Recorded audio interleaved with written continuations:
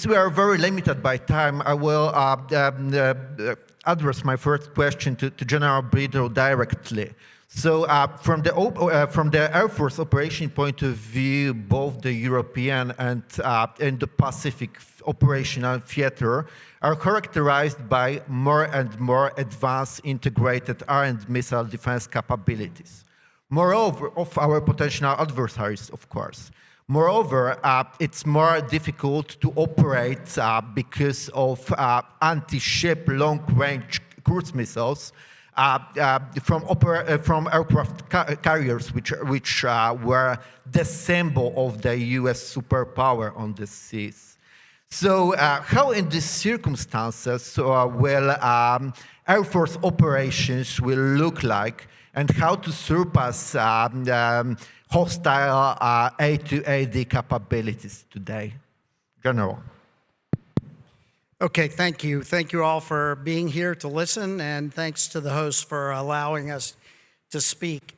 So I think if you listen in industry, some of the things being said, and in the newspapers and magazines, sometimes you hear that there is a big difference between this war that might happen in the Pacific and the war that could happen in Europe. I think we have to acknowledge that there are some differences, mainly range. But what we also have to remember is that certain required elements to work in these highly contested areas are going to be the same in the Pacific or in Europe. And so I think the characteristics of both theaters are the things we should think about first. The ability to penetrate incredibly capable and dense enemy air defenses, the ability to net in order to be able to penetrate and to use weapons in the rear to strike into the forward, the ability to precisely target in the forward area so that less capable fighters, non-stealthy fighters that will have to stay behind these defenses can shoot into the target area. So the ability to pass coordinates, receive coordinates, and shoot from the safer areas for the non-stealth players into the areas where the stealth players are going to be operating. I think all of these things are going to be important. And let's not forget about some of the basics. The ability to have secure and reliable communications so that those more stealthy players who are in the thick of the fight can pass back to those who are having to stay out of the fight and employ into that more contested area. So those are things that I think are relevant to both fights. Clearly in the Pacific, the problem is exacerbated by range. I don't want to answer a really long answer, so in the questions and answers, if we want to talk a little bit more about that, we can. Thank you, General. My second question goes to Brigadier General Andreas Depp from the German Air Force Command. So, General, we discussed a little bit European theater, but here in our region, the NATO countries, in regard of air power, have advantage over our potential adversaries, both in quality and quantity terms. However, there are many questions about the level of readiness, about the training, about the accessibility of the platforms. Simultaneously, as a NATO, we have a goal. We called it 430, NATO Readiness Initiative. So we plan to have like 30 air squadrons to be ready within the 30 days. So regarding how this landscape and issues about our level of readiness, how realistic is this goal, and how Germany, because there are also sometimes some questions about the readiness of German air forces, the plan to contribute to this goal. General Delep, please. Good afternoon. Thank you for having me here at the Warsaw Security Forum, which has grown to a leading voice in discussing security challenges all over the world, and I appreciate to having having me here. As we're discussing the topic of building effective air power for the future, I want to assure you that the focus of the German Air Force is right on that spot. Building effective rather than massive air power is what we are focusing on. And I will come back on that in a minute. As far as you were asking about meeting the NATO planning goal of having 30 air squadrons ready within 30 days, let me frankly state, yes, of course we are ready and we will have them ready. Readiness of combat weapon systems is always a challenge in technical, procedural, and mental terms. We all know that not only a number of technical ready aircraft determines the readiness of a force. The German Air Force is very dedicated to have our air weapon systems and our personnel ready and fit for purpose. So we always see that together, not just the airplanes, not just the personnel, not just the procedures, whatever. It's a system of all of this. We might have daily challenges to have a high number of air assets available. And we all read about it, we all hear about it in the news, about these challenges. But again, let me assure you that the German Air Chief is fully committed to the readiness of the German Air Force and is working hard and daily with all the authorities involved to make sure that our Air Force is ready and reliable today and in the future. So let me come back to the issue of building effective air power rather than massive air power, which we have, that area we have left with the end of the Cold War, that we are competing with numbers of weapon systems with an adversary. So now in our future, we have to be smart in all ways. We have to be smart in the procedures and the techniques in the weapon systems, of course, in the computers, in intelligence, in command and control.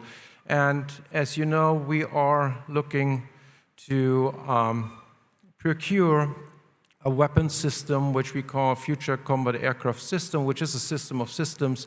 It not only integrates air assets as planes, it also integrates, of course, all other means necessary to fight future wars. So smart system and smart operators, that's what we are looking for. And the point is, again, not outdoing an opponent, an adversary, in terms of numbers of combat aircraft, but to be smart, working together as an alliance and fully and fill gaps mutually. So let me take that into perspective. NATO within the area of global power competition, or great power competition. NATO cannot and will not sit at the sideline, but also will not be competing directly either with these three great powers.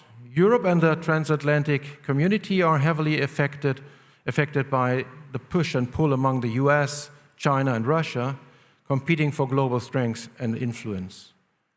More important than ever is now to not only send strong signals of political and military resolve among NATO member states, but also to do it. I mean by that, we have to increase our military training exercises.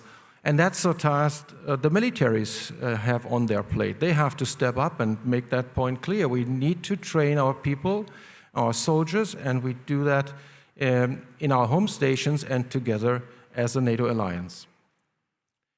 So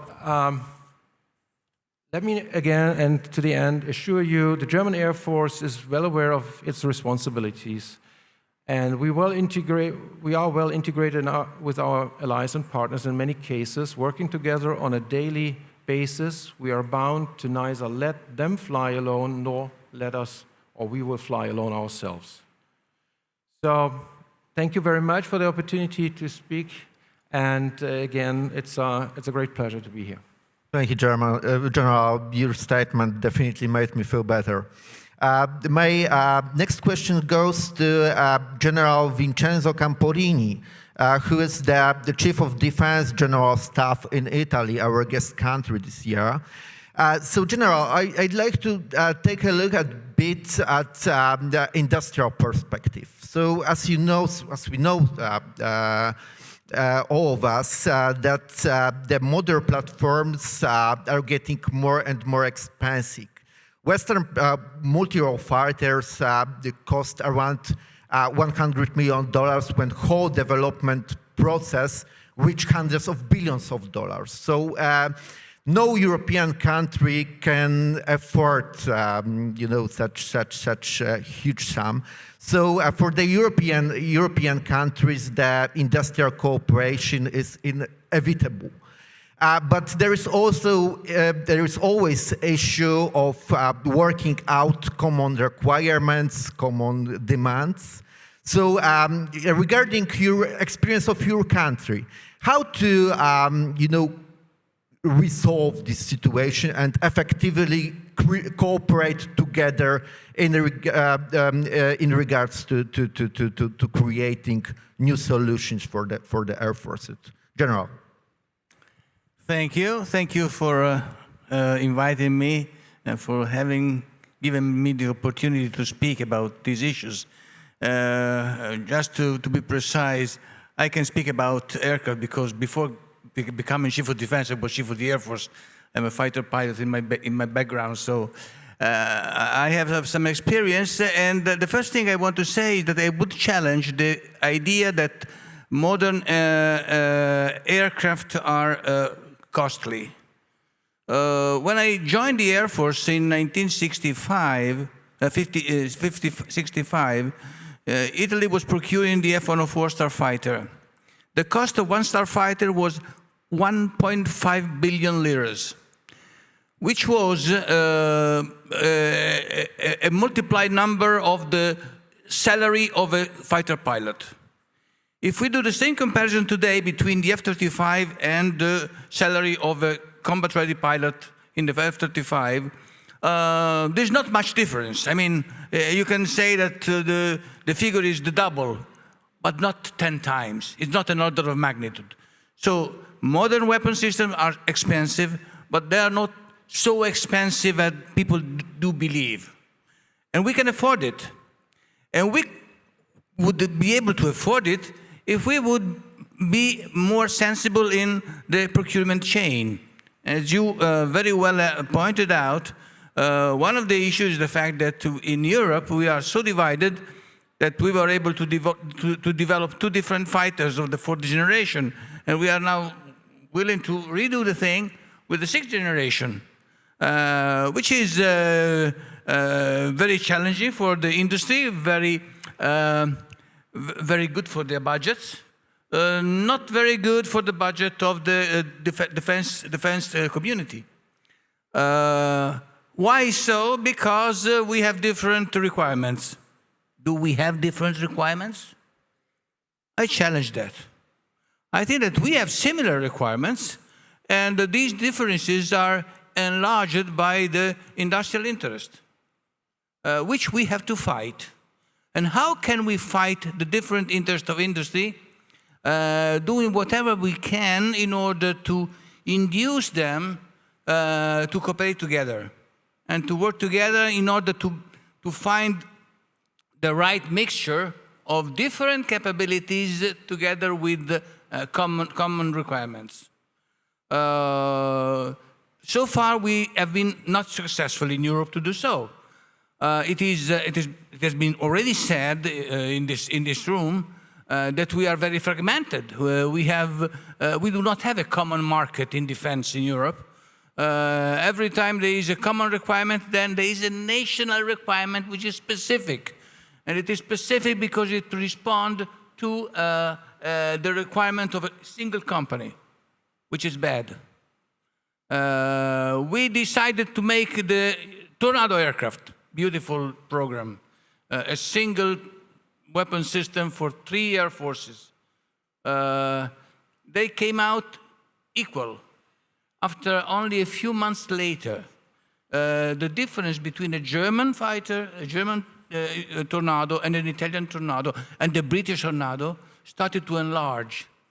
And we had to disband our common school because we did not have common aircraft, although their shape was similar.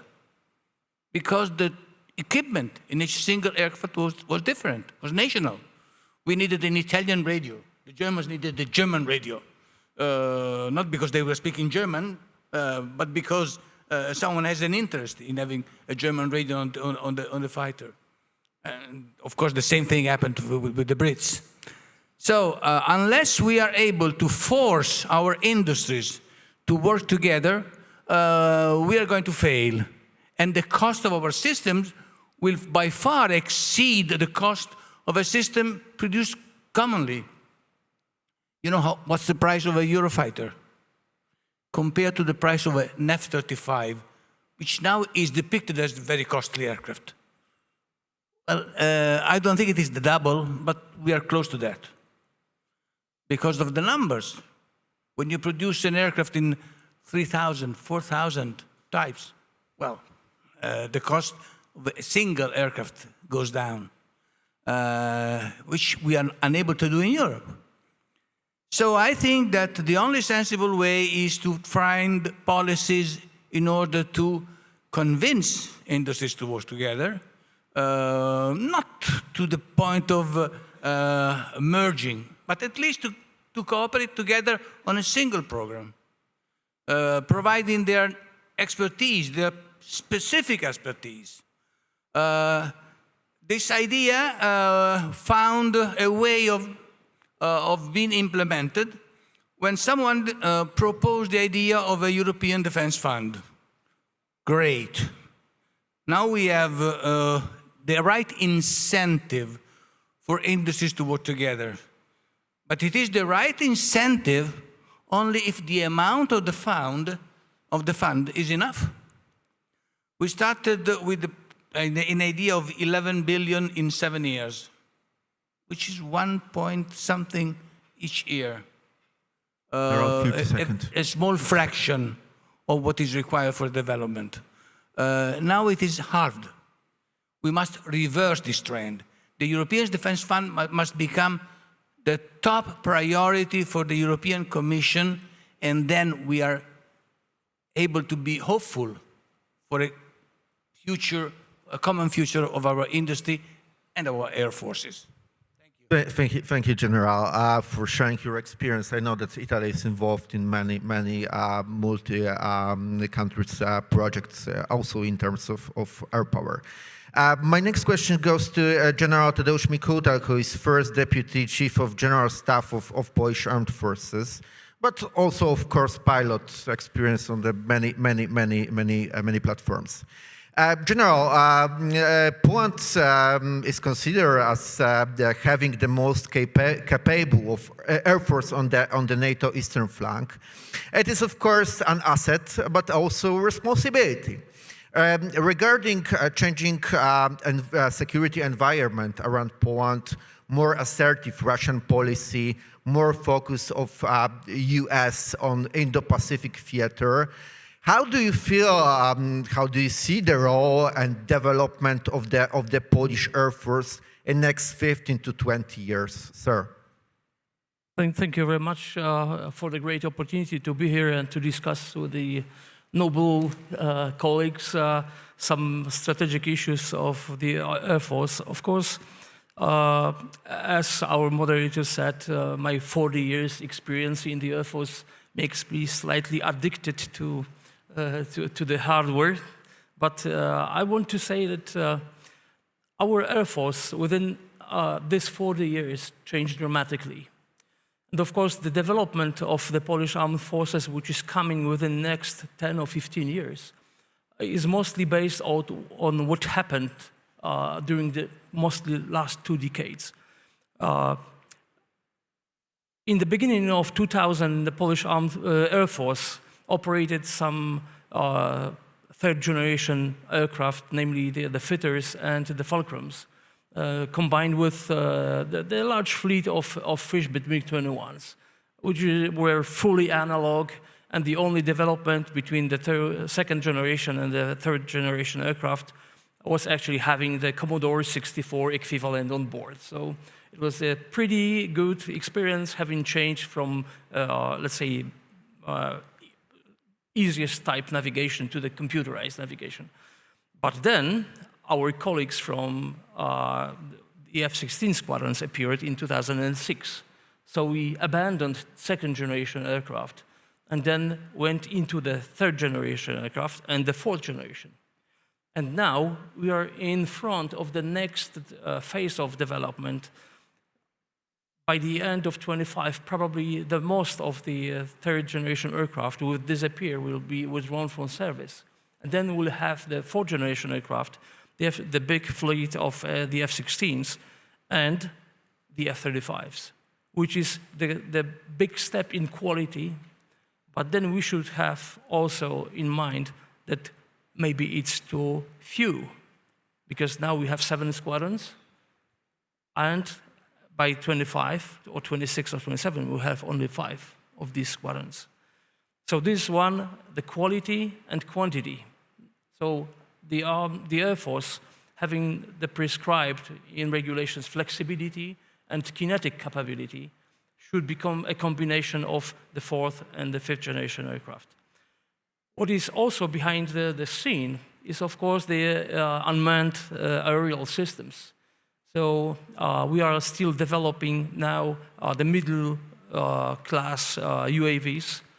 And it's also a big step forward from the past when we operated just very small-scale, lightweight UAVs, which were not armed with limited reconnaissance or intelligence capabilities. Now we are in front of the great occasion of improving our imagery, electronic intelligence, and signal intelligence. But then, of course, we have our adversary. So Poland, if you see our adversaries' A2AD systems, which is based in Kaliningrad district and also in Belarus, most of the Polish territory is being covered by the A2AD. And then having this contested environment, what General Blidov said, is no matter where it still is. So we have to operate with the best available technology within this A2AD bubble. From the very beginning, taking off from the airfield, you will be airborne and you can be affected by the adversary's A2AD system. But of course, we are prepared to counter this, and the Air Force is prepared to counter this with different means. Of course, the hardware, the aircraft is one, but also the philosophy to use the Air Force should be different. One is the networking, also mentioned here, but also dispersal of force. We call it a lateral dispersal, so dispersing the force over all the terrain of Poland, including the small, maybe civilian airfields. Having a robust communication system, which is also aforementioned here. So command control system, networking, and of course, the means to distribute the information. So the great advantage of F-35 is actually the networking, the global or complex networking system. So information distribution, rapid. The information can be used by all the services, including the Army and the Navy. But of course, we should not forget about the manpower. So we should focus now on training of the proper aircrew, which is able not only fire the missile or launch the missile or fire the rocket, but also think the global way, as we say, because they will have the information available much better than we used to have before. And probably the information overload will be much higher, but effectiveness of such a trained person and such a complex weapon system can be much higher than the systems which we are operating right now. Of course... may I ask you to conclude? Okay, so let me just finish with one big thing. The Air Force has great role in deterrence. So the most of the peacetime activities is deterrence. When we go to the regular war, it's different. But the Air Force, as a part of military, is just only one of the instruments of power. And this instrument of power should be properly managed because the capabilities are there. But finally, it comes also to the manpower, to the civilian authorities that will decide how to use this air power. Thank you. Thank you, General. Our next speaker is Colonel Christian Zięć, who is my folk at Kazimierz Puławski Foundation and one of the founding fathers of F-16 system here in Poland. Christian, I would like to follow the point which General Mikuta raised. As we know, according to assessment of our Ministry of Defense, Poland is in need of minimum 160 combat aircrafts in order to fulfill the tasks they are expected to fulfill. But as we know, after we withdraw the Su-22 and MiG-29 platforms, we will stay only with the 48 F-16s and 32 F-35. So how do you assess the way we develop our air forces and what capabilities we need in the future to fulfill expectation we have towards our forces? Thank you for the question. First thing I would like to say that the world that we knew has changed. And the wars that we remember from the last 20, 30 years, the asymmetric wars just ended. The new world is going to be most probably symmetric in terms of conflicts. So the forces that we have built in Poland for the last 30 years addressed this unipolar approach where we were fighting asymmetric wars in the Middle East with not really sophisticated enemy. Now the world is changing. The United States is facing a threat in the West, in the East, depending where you are, but in the East. And we are in Poland with a different threat that we have to think about and we have to prepare. So taking that into account, we can say that we in our country, we have to build sophisticated, self-efficient forces. And a number that came up recently, or some time ago, 160 platforms, it's about right as a minimum number, with the assumption that we will have about 75% jets availability. And since we know that the next potential war, obviously we don't want to have any wars, and we are building armored forces to deter and just to make sure that it's too expensive to attack. So that is why we're thinking about building armored forces. But nevertheless, 160 platforms with the jets availability at the level of 75% is about right. But obviously we have to think with that number through the capabilities that we need to acquire and to build. Obviously, the new warfare is going to be very sophisticated in terms of technology being used, but we cannot forget about the rudiments. The simple physics, altitude for different assets and the task that the asset has to do. And therefore, we have to remember that if we would like to have a self-sustained, self-sufficient forces here in Poland, we have to build these forces to address certain needs. So therefore, obviously, we need to have some multi-role aircraft, but at the same time, we need some aircraft that can address high and fast flyers, like strategic bombers, but they flying with the escort of air superiority aircrafts. Okay. And obviously, we're going to be talking about very efficient electronic warfare these days. And with the very efficient electronic warfare, we can easily forget about the BVR, and we can end up in a visual arena. And if we have a aircraft that is loitering at the level of 25, 30,000 feet, and that has to address a threat at 40,000 feet, and at that point, if we have to forget about BVR because of the effective EW, then at that point, just a pure physics, changing the potential energy into kinetic, and whoever is higher 1 minute, Chris. will win the war.